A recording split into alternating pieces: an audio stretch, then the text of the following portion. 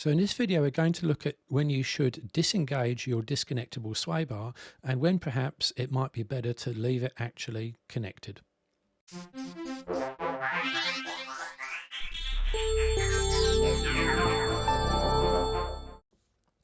So I'm going to assume that you know what a sway bar or anti-roll bar is. If you don't, please watch this video where I explain it as well as a whole bunch of other four-wheel drive suspension terms.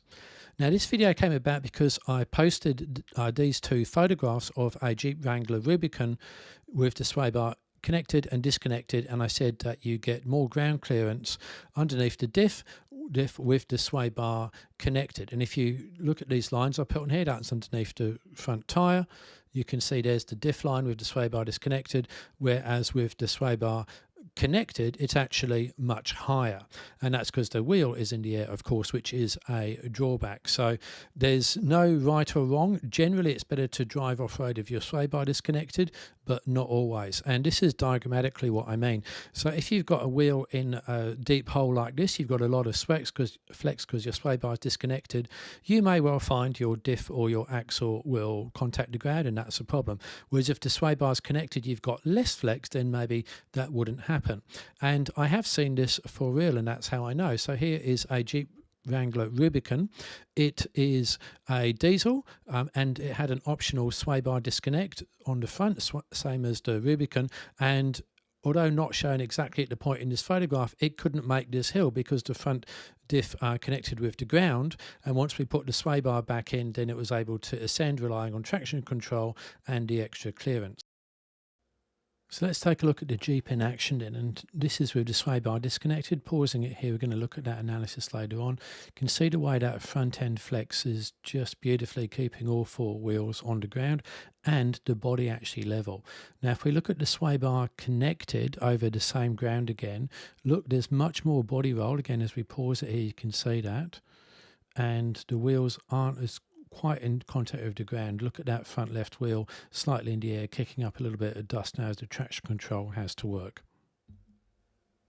So first comparison then, you can see that already with the sway bar disconnected, we've got more axle flex, but also the vehicle is significantly more level. You want a level vehicle because that way there's minimal body roll and minimal weight shifting around, load shifting around, and you get more traction, as well as having all four wheels more firmly in contact with the ground. But you can see there's a difference between how far the front diff is off the ground in the two examples there.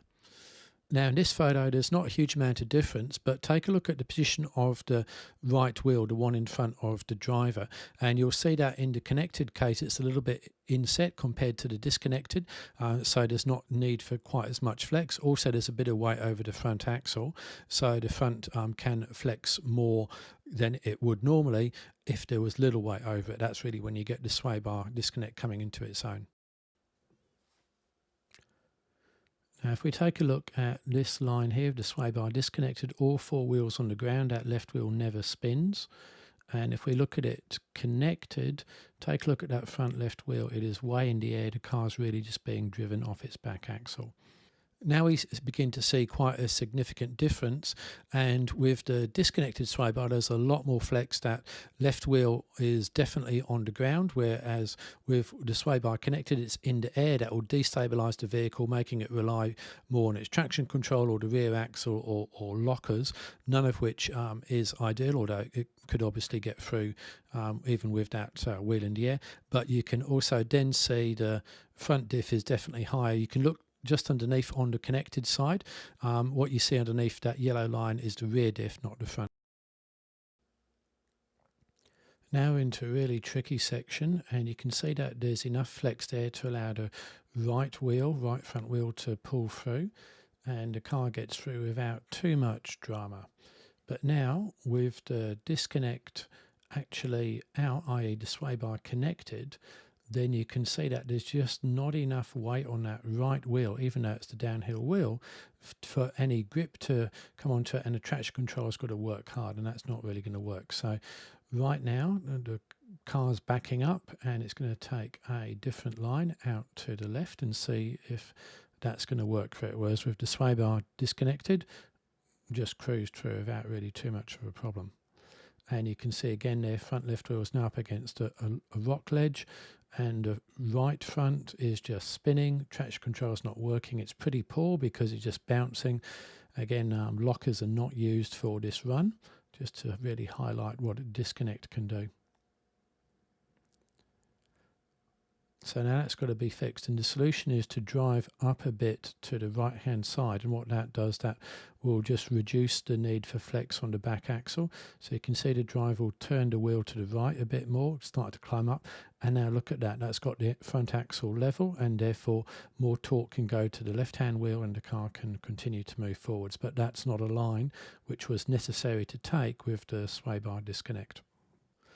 Now this is interesting. In order to get through with the sway bar connected, it's had to drive with the right wheel pretty much far up on the right hand side just in order to get traction on that right hand wheel, whereas with disconnected there's sufficient flex to keep away from the side of the track a little bit and drop that wheel down and still have all four wheels scrabbling away to some degree, whereas with connected that line simply wasn't going to work. Still on this rocky uphill climb, and look at that front axle now. Look at the way the front left wheel is now pretty much on the ground, allowing the car to pull forwards. Not a lot of weight on that front left wheel, but enough. Remember, there's no cross axle lockers in for this run at all, and inching it slowly forwards, there's enough traction on the front axle to allow it to pull up. A little bit of slip on the front left, but still working even at those sort of extreme angles. Now, if we take a look at it with the disconnect connected, sway bar in, front left wheel high up in the air, and then you're really going to need to rely on traction control or momentum, or give up and put the lockers in. Just not as good as having the sway bar disconnected. And you can see now just a back axle driving it. Now the front wheel is finally on the ground, it can move forwards. Now this is significant because the vehicle's now on a bit of an incline and therefore less weight on the front wheel, and that's really when you start to see the most benefits of a sway bar disconnect. Just look at the way that front axle has flexed, allowing all four wheels to keep on the ground, whereas with it connected there's really not much weight or load over the front axle, and there's virtually no flex at all, and therefore that front left wheel is just way high in the air, not doing much and destabilizing the vehicle. So sway bar disconnect really coming into its own there. Right, so to summarise then, with a sway bar disconnect you get more wheels on the ground, you get stability in roll and pitch, and you get more traction for those two reasons, plus the fact you've got all four wheels pulling you. But with the sway bar disconnected, you have fewer wheels on the ground, but that does mean more underdiff clearance, which in rare situations can help you.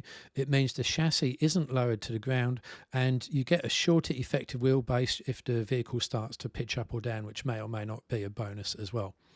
So I hope you found this video useful. If you've got any questions, please drop them in the comments, and thank you for watching.